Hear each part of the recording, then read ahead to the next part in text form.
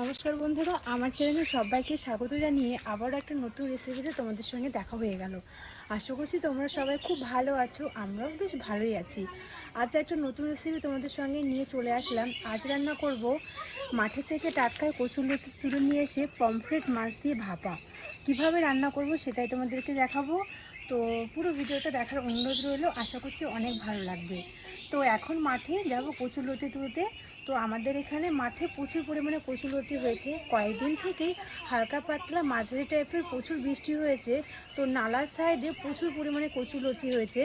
তো আমরা ওখানে যাব কচুরলতি তুলতে। তো চলো বন্ধুরা, তোমরা সাথে থেকো, তোমাদেরকে দেখাবো আমাদের প্রাকৃতিক পরিবেশটা কেমন। তো ওখানে কেমন ধরনের কচুরলতি থাকে সেটা তোমরা দেখতে পাবে ভিডিওতে। তো চলো এখন যাব কচুরলতি আনতে। তার জন্য কচুরলতি তোলার জন্য হাতে একটা চাকু নিয়ে নিয়েছি, চাকু দিয়ে কচুরলতিগুলো তুলবো। তো চলো তোমরাও সাথে থাকো। তো একদম পুরো কচুর বাগান তোমাদেরকে তো দেখালামই। তো এখানে মনে হয় একটা কচুরলতি তো চোখে পড়েছে। এই দেখো, এই দেখো কত মোটা একটা কচুরলতি হয়েছে। এই দেখো কত সুন্দর আর কত মোটা।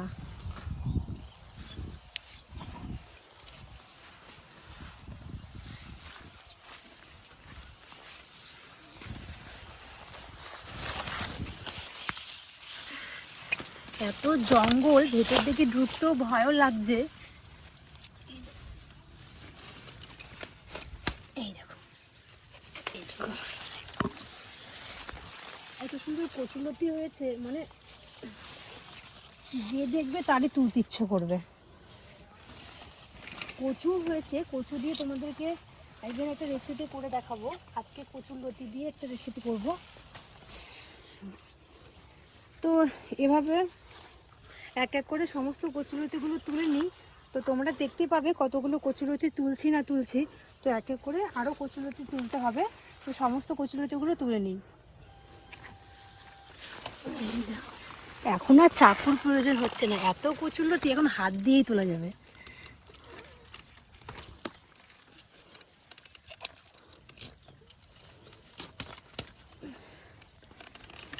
মাঝখান থেকে কেটে গেল।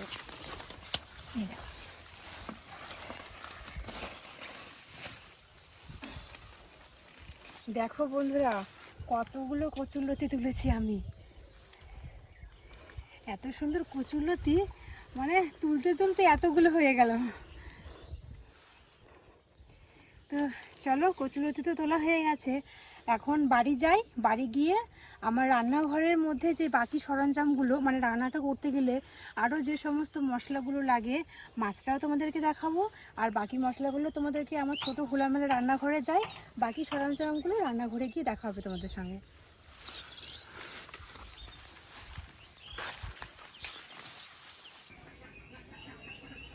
তো মাঠের থেকে কচুরলতি তুলে নিয়ে চলে এসেছি, আর পমফ্রেট মাছ। তো এখানে আমি 4 পিস মতন পমফ্রেট মাছ নিয়েছি। তো কচুরলতি দিয়ে পমফ্রেট মাছটা ভাপা হবে। তো আর বাকি যে সমস্ত সরঞ্জামগুলো লাগে, তো এখানে রয়েছে টমেটো, পেঁয়াজ কুচি, আদা কুচি, রসুন কুচি, কয়েকটা শুকনো লঙ্কা, আর এখানে লবণ, হলুদ, ধনে, জিরে। সবার প্রথমে আমি মাছগুলো কেটে নেব।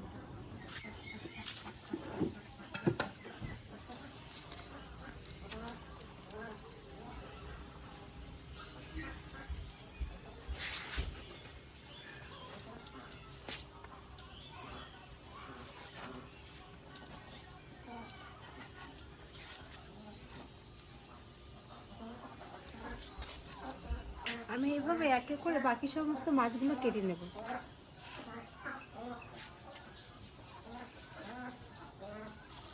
মাছ কাটা হয়ে গেছে, এখন মাছগুলো ধুয়ে নেব।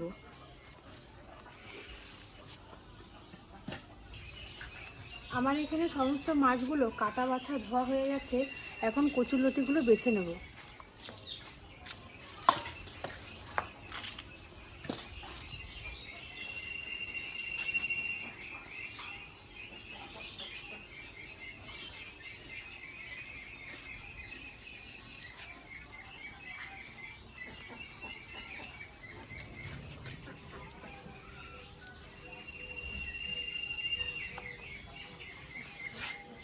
এরকম সবুজ সবুজ কচুলতি না গলা ধরবে না। এভাবে ভালো করে কচুলতির গায়ে যে আঁশগুলো রয়েছে সেগুলো বেশ ভালোভাবে ছাড়াতে হবে, তা নাহলে কিন্তু গলা ধোয়ার ভয় থাকে।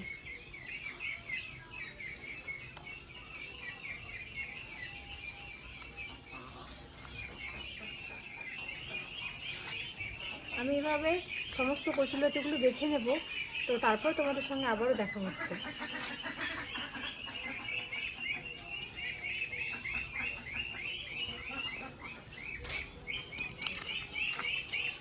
আমার এখানে কচুলতিগুলো ভালো করে বেছে আমি ধুয়ে নিয়েছি। এখন আমি মশলাগুলো বেটে নেব।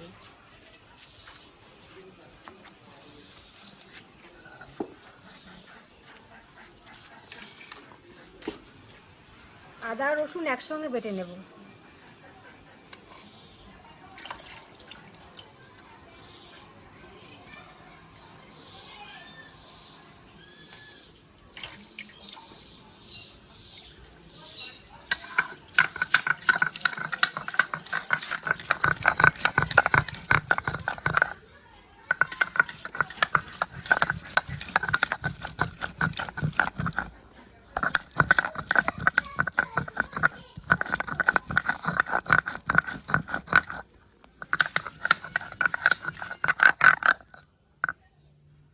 আমার এখানে আদা রসুনগুলো বাটা হয়ে গেছে, এখন নামিয়ে নেব।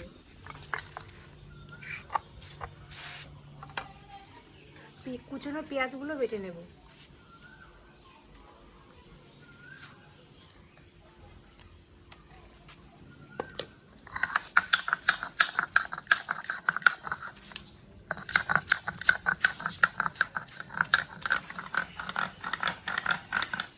আমার পেঁয়াজ বাটা হয়ে গেছে, এখন নামিয়ে নেব।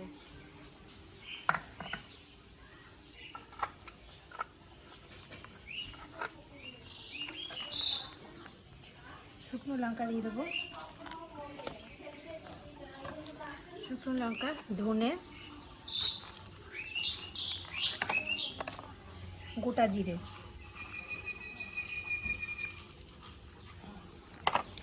এই তিনটে উপকরণ, সমস্ত উপকরণগুলো বেশ ভালোভাবে মিহি করে বেটে নেব।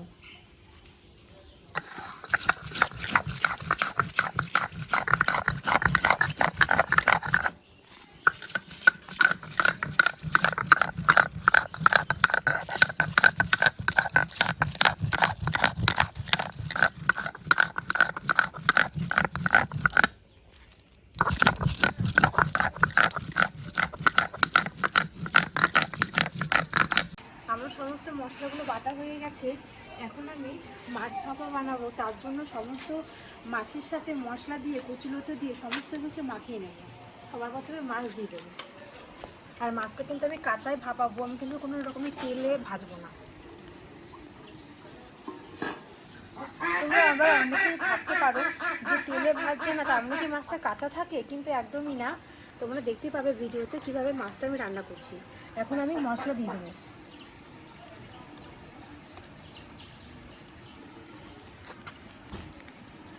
বেটে রাখা সমস্ত মশলাগুলো দিয়ে দিয়েছি। এখন দিয়ে দেবো কুচনো টমেটো, পরিমাণ মতন লবণ। লবণটা অবশ্যই তোমরা স্বাদ অনুযায়ী দেবে। হলুদ,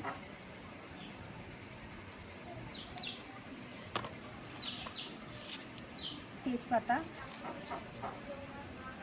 এখানে দিয়ে দেবো মিট মশলা,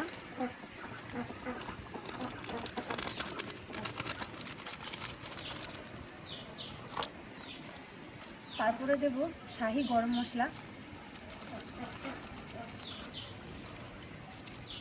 এখন দিয়ে দেবো সর্ষের তেল।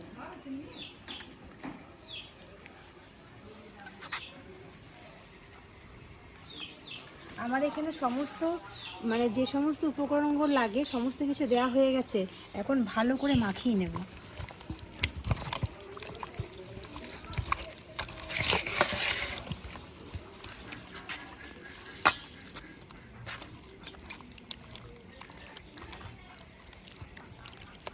মশলাগুলো বেশ ভালোভাবে মাছের সাথে ভালো করে মাখিয়ে নেব।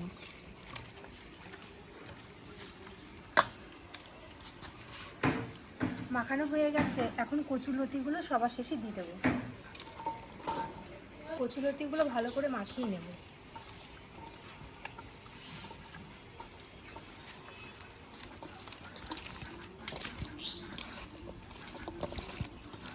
মশলাগুলো কিন্তু সমস্ত উপকরণগুলো বেশ ভালোভাবে যাতে মাখা হয় সেদিকে কিন্তু খেয়াল রাখবে।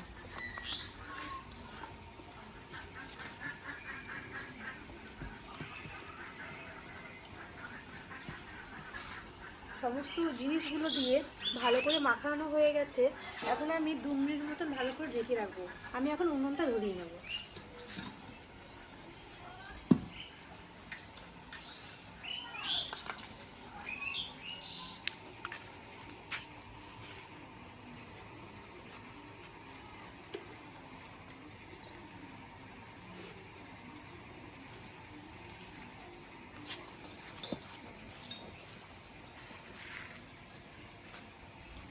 উনুন ধরানো হয়ে গেছে, এখন কড়াইটা গরম হতে থাকে।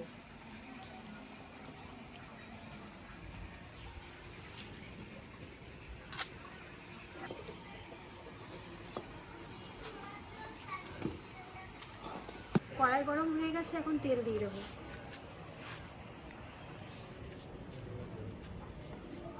এখন ঢেকে রাখা সমস্ত মশলাগুলো তেলের উপরে দিয়ে দেবো।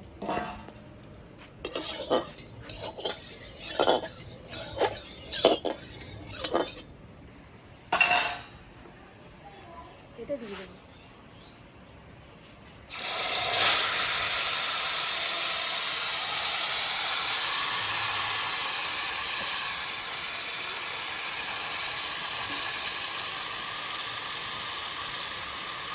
আমি সামান্য একটু জল দিয়ে দিয়েছি। এই মশলাগুলো ভালো করে ধুয়ে নেবো। গামলার গায়ে গায়ে যেগুলো মশলাগুলো লেগে আছে, তো এই সামান্য একটু জল দিয়ে দেবো। এখানে বেশি জল দেওয়ার একদমই দরকার নেই। এটা পুরোটাই হালকা হালকা আগুনে হালকা তাপে ভাপে ভাপে সেদ্ধ হবে। আর এটা কিন্তু বেশি নাড়াচাড়া করলে মাছগুলো ভেঙে যাবে, তো তার জন্য বেশি নাড়াচাড়া করার দরকার নেই। এই অবস্থাতে আমি একটা গামলা দিয়ে ঢাকা দিয়ে দেবো। আর খুব বেশি জাল দিতে যাবে না, তাহলে কিন্তু কড়াইয়ের তলায় লেগে যাবে, তাহলে কিন্তু তরকারির স্বাদ একদম অন্য হয়ে যাবে। তো তার জন্য একদম হালকা তাপে বেশ ভালোভাবে অল্প অল্প করে সেদ্ধ হবে।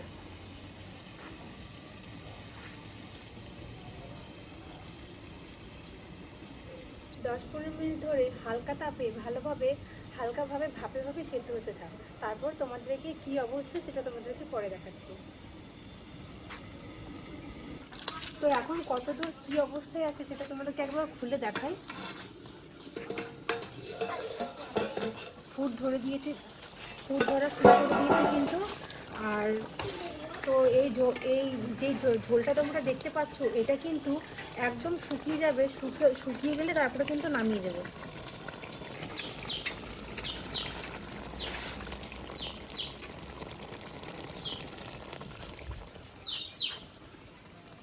কচুলতিগুলো গুলেছে নাকি একবার দেখে নেব।